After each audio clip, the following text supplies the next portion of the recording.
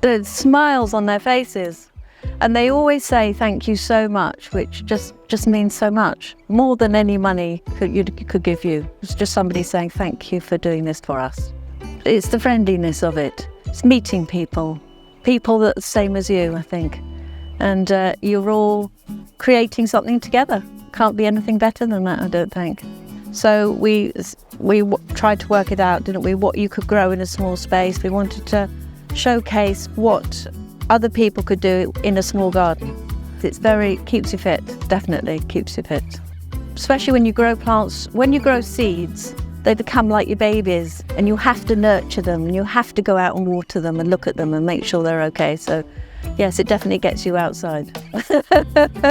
Very, very good. It uplifts you, I think, working in, especially in a garden. Just have a go. Whatever you do is better than not doing anything. Just have a go. Stick the plant in the ground, give it a bit of water, and you'll be surprised what happens.